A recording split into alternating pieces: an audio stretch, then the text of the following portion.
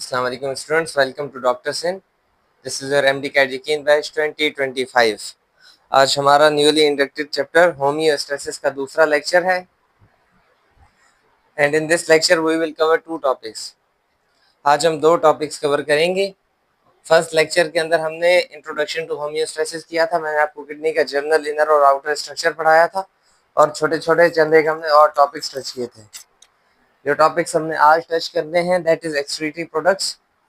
जाहिर सी बात है, अगर ह्यूमन बॉडी में इंटेक हो रहा है, हम कुछ खाते हैं और उसके अंदर से एनर्जी निकलती है तो वेस्ट प्रोडक्ट्स भी बनते हैं। तो आज बेसिकली हम उन वेस्ट प्रोडक्ट्स को डिस्कस करेंगे और उसके बाद हमने एक और छोटा सा टॉपिक डिस्कस करना है that is classification of animals on the basis of thermo regulation. तो हम सबसे पहले अपने फर्स्ट टॉपिक के ऊपर आ जाते हैं दैट इज एक्सक्रीटरी प्रोडक्ट्स। अब प्रोडक्ट्स क्या होता है? That is basically the resultant of any compound. और एक्सक्रीटरी क्या होता है? Means waste. एक होता है सिक्रीट, जो चीज यूजफुल हो दैट इज सिक्रीटेड, और जो चीज किसी काम की ना हो, वेस्ट हो, उसको हम उसके लिए एक लफ्ज यूज करते हैं एक्सक्रीट। तो एक्सक्रीटरी और सिक्रीटरी, आपको पता है सिक्रीटरी प्रोडक्ट्स हार्मोन्स होते हैं और एक्सक्रीटरी प्रोडक्ट्स वेस्ट प्रोडक्ट्स होते हैं। इंशाल्लाह वेस्ट प्रोडक्ट्स के अंदर हमने तमाम एमसीक्यूज को कवर करना है। हम शुरू करते हैं। एक्सक्रीटरी प्रोडक्ट्स, तीन किस्म के एक्सक्रीटरी प्रोडक्ट्स होते हैं। यहाँ पे हमने ओवरऑल इसको पढ़ना है, सिर्फ ह्यूमन बॉडी में नहीं, बाकी ऑर्गेनिजम्स के अंदर भी, स्पेशली एनिमल्स के अंदर।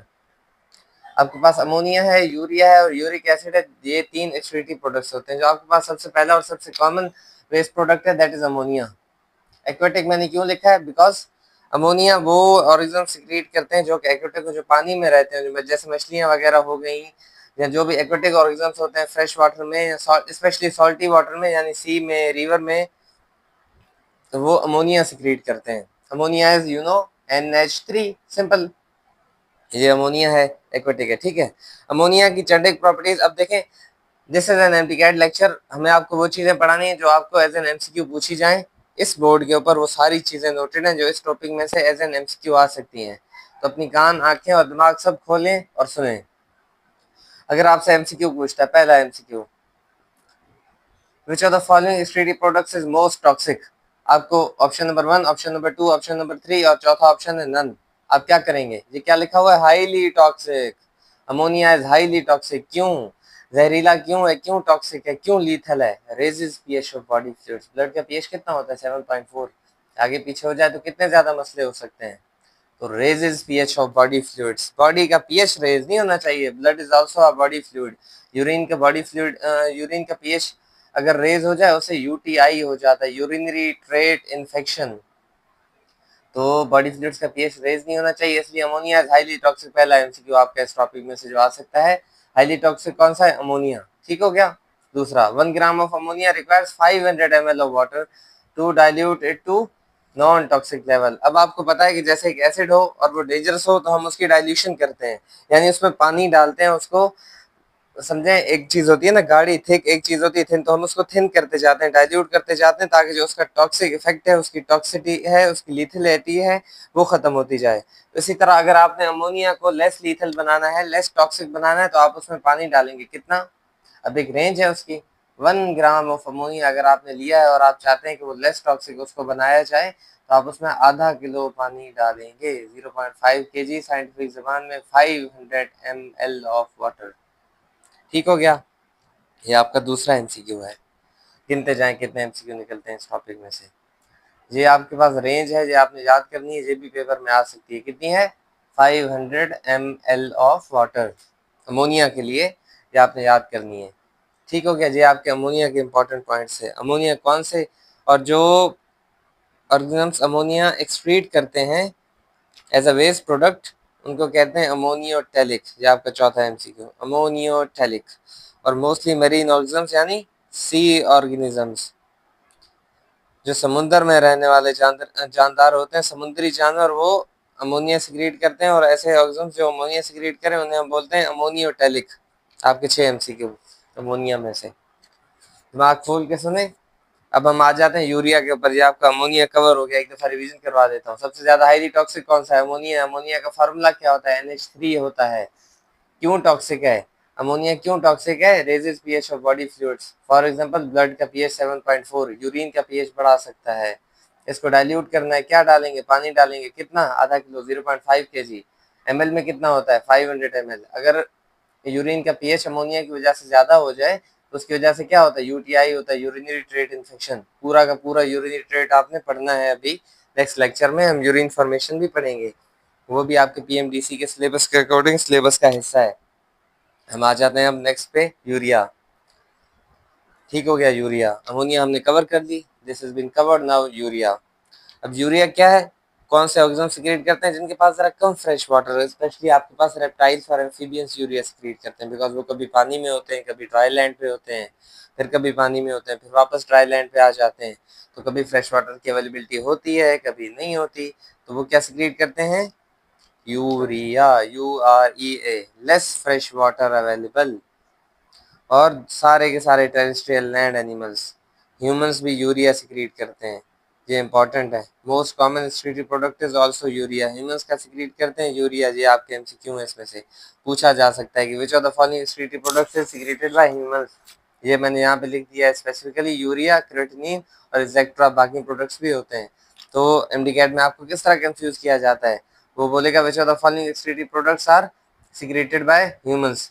नंबर 1 पे यूरिया, नंबर 2 पे क्रेंटीन, नंबर सी पे बोथ और नंबर डी पे नन। सबसे पहले बच्चा देखेगा यूरिया, ढुज फॉरन टिक, क्रेंटिनिन उसने छोड़ दिया, जबकि करेक्ट ऑप्शन था सी। तो आपने बड़ी तसल्ली के साथ एमसीक्यू करने होते हैं, एमडी कैट के अंदर यही ट्रिक होती है। और ये कोई अरबी फारसी रॉकेट साइंस नहीं है, सिंपल सा है। Urea is the most common excretory product. उसके बाद ह्यूमंस क्रेंटिनिन भी सिक्रीट करते हैं, इसको भी आपने करना है। अब यूरिया क्यों करते हैं, यहाँ पे एक लाइन मैंने लिखी है, invest energy to convert ammonia into urea. क्यों, बिकॉज अमोनिया लेस टॉक्सिक है, और सॉरी मोर टॉक्सिक है, उसको लेस टॉक्सिक बनाने के लिए हम उसको कन्वर्ट करते हैं यूरिया में। और अगर उसके लिए ह्यूमन बॉडी को या किसी भी ऑर्गेनिज्म्स को एनर्जी भी लगानी पड़े तो वो एनर्जी भी लगाते हैं। एनर्जी लगाने का क्या मतलब होता है, एटीपी यूज करते हैं, एडिनोसिन ट्राइफॉस्फेट। ये क्या है, ह्यूमन बॉडी की एनर्जी करेंसी है ना, आपने बायो एनर्जेटिक्स में अच्छे से पढ़ा है, तो ये यूज होती है उसको लेस टॉक्सिक फॉर्म में कन्वर्ट करने के लिए। क्यों, ये एक वैल्यू है, आपने याद करनी है। Urea is 1 lakh times less toxic than ammonia. Ammonia से 1 लाख गुना कम टॉक्सिक है, इसकी मतलब लिथलैलिटी कम है, इसकी टॉक्सिटी कम है। ये वैल्यू आपने याद रखनी है, आपका एक एमसीक्यू है। इस तरह यहाँ पे मैंने 500 ml बताया था, अमोनिया को डाइल्यूट करने के लिए कितना लगेगा, 500 ml वाटर। तो यूरिया को डाइल्यूट करने के लिए कितना लगेगा, जस्ट 50 ml ऑफ वाटर। फर्क आप देखें, यहाँ पे 500 ml, जीरो हटा दें, यहाँ पे सिर्फ 50 ml, कम हो गया ना, ये फायदा है। इस वजह से नॉर्मल ह्यूमंस भी यूरिया ही सिक्रीट करते हैं, और उसके साथ क्रेंटिनिन, क्रेंटिनिन का एक टेस्ट भी होता है, और उसके बाद बोथ। जब आप किडनी का टेस्ट करवाते हैं ना, इसको यूएफटी कहते हैं, यूरिन फंक्शन टेस्ट, तो उसके अंदर ये सारी चीज़ें, इनकी नॉर्मल रेंजेस होती हैं, वो चेक की जाती हैं कि आपकी बॉडी में से जितना यूरिया पर साइकिल आना चाहिए उतना आ रहा है, उतने क्रेंटिनिन आ रहा है, उतनी बाकी चीज़ें आ रही हैं। और जो ऑर्गेनिज्म्स यूरिया सिक्रीट करते हैं उनको यूरियोटैलिक बोलते हैं। सो ये भी आपसे पूछा जा सकता है कि ह्यूमंस कौन सा एक्सक्रीटरी प्रोडक्ट सिक्रीट करते हैं और उनको क्या कहा जाता है। नीचे आपके पास ऑप्शन दिया होगा अमोनिया, साथ लिखा होगा यूरियोटैलिक। यहाँ पे फिर ऑप्शन दिया होगा यूरिया, साथ लिखा होगा अमोनियोटैलिक। फिर लिखा होगा यूरिक एसिड, साथ दोबारा अमोनियोटैलिक।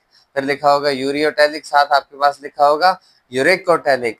तो आपने बस कंफ्यूज नहीं होना है। तो करेक्ट ऑप्शन क्या होगा, कौन सा क्या सिक्रीट करते हैं, यूरिया। पहली चीज क्लियर हो गई। और जो यूरिया सिक्रीट करते हैं उनको क्या बोलते हैं, यूरियोटैलिक बोलते हैं। आपके पास दोनों चीजें क्लियर हो गई, simple. We keep it simple because it is simple. Third product आपके पास है यूरिक एसिड। अब यूरिक एसिड क्या है, इसके अंदर नाइट्रोजन प्यूरिन की फॉर्म में होता है। अब आप में से जिन बच्चों ने बायोलॉजिकल मॉलिक्यूल्स को अच्छे से पढ़ा है और बायोलॉजिकल मॉलिक्यूल्स में न्यूक्लिक एसिड और डीएनए को पढ़ा है, वो बहुत अच्छे से जानते हैं कि प्यूरिन्स क्या होते हैं। प्यूरिन्स आर डबल रिंग्ड, ये एडिशनल इंफॉर्मेशन है। डबल रिंग नाइट्रोजीनियस कंपाउंड्स, ये डबल रिंग नाइट्रोजीनियस कंपाउंड्स, इनको प्यूरिन कहते हैं।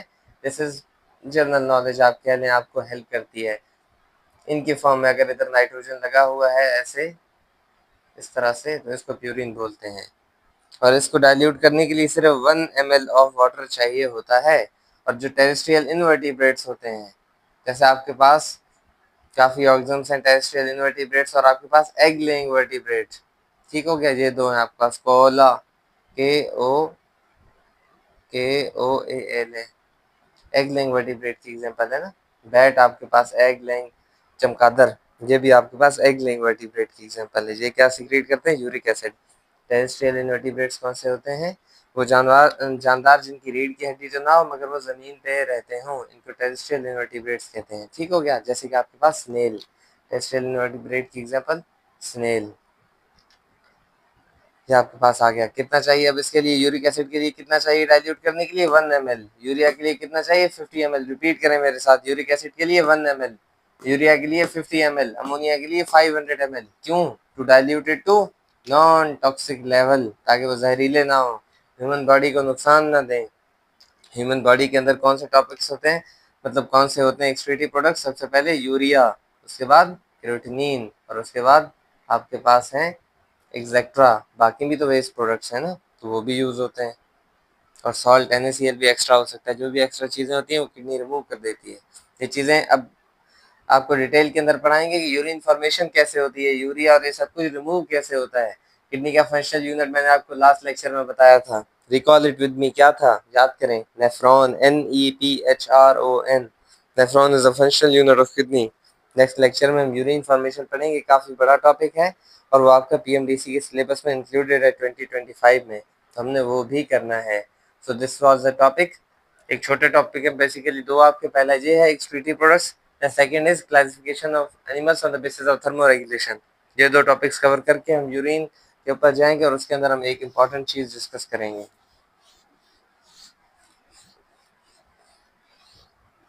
And that important thing is, ये भी एक MCQ है, एक MCQ, इसको आप नोट करें। अब देखिए मैंने आपको कितने ज्यादा MCQ कराया इस टॉपिक के अंदर, मैंने एक भी MCQ नहीं छोड़ा। मैंने हर तरीका बताया जिसके थ्रू MCQ आ सकते हैं। मैंने ये भी बताया किस तरह वो घुमा फिरा के आपसे बात पूछ सकते हैं। आपने सिर्फ कंफ्यूज नहीं होना, आपको मैंने कॉन्सेप्ट दे दिया है। इसके बाद आप बुक रीड करते हैं। आपने लेक्चर लिया, ठीक, आपने बुक रीड की, बुक से आपको क्या मिलते हैं? असेसरी पॉइंट्स AP, ठीक है। उसके बाद आपने नोट्स पढ़े, आपने MD कैट नॉपर्स के सॉरी नोट्स को आप लास्ट में रखें। आपने सबसे पहले जो हमने आपको MD कैट टॉपर्स के नोट्स पढ़े, आपने वो पढ़े, आपने अपने नोट्स बनाए। अब आपको समझ आ गया, जब आप अपने नोट्स बनाएंगे आपको पता चलेगा कि आपने कुछ पॉइंट्स मिस किए हैं जो इन्होंने लिखे थे। आपको समझ आ जाएगा कि टॉपर माइंडसेट क्या होता है, आप उनके बराबर आ गए, ठीक है। उसके बाद आपने बुक रीड की और आपने लेक्चर लिया। ये देखें, नंबर 1, नंबर 2, नंबर 3, नंबर 4। ये आपका टॉपिक सॉलिड बन गया, सॉलिड टाइटेनियम।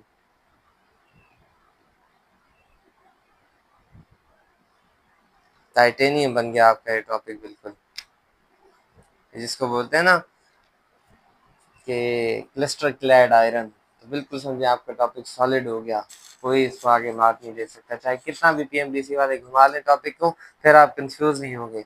और उसके बाद आपने हमारे वीकेंड टेस्ट भी दिए, उसी चैप्टर के वीकेंड टेस्ट दिए और इंशाल्लाह अभी 20 अगस्त से आपका CTS स्टार्ट होगा। आपने उसके अंदर दोबारा टेस्ट दिए, खुद आप सोचें इसके बाद क्या आपको कन्फ्यूजन होंगी? कोई सवाल ही पैदा नहीं होता कि आपको कंफ्यूजन हो। तो ये था हमारा आज के लेक्चर। नेक्स्ट लेक्चर के अंदर हम जो टॉपिक कवर करेंगे दैट इज थर्मो रेगुलेशन, और उसके बाद आपका यूरिन फॉर्मेशन स्टार्ट होगा। आखिर दावाना अनिल हम्दुलिल्लाहि रब्बिल आलमीन। हमें अपनी दुआओं में याद रखें। जज़ाकल्लाह।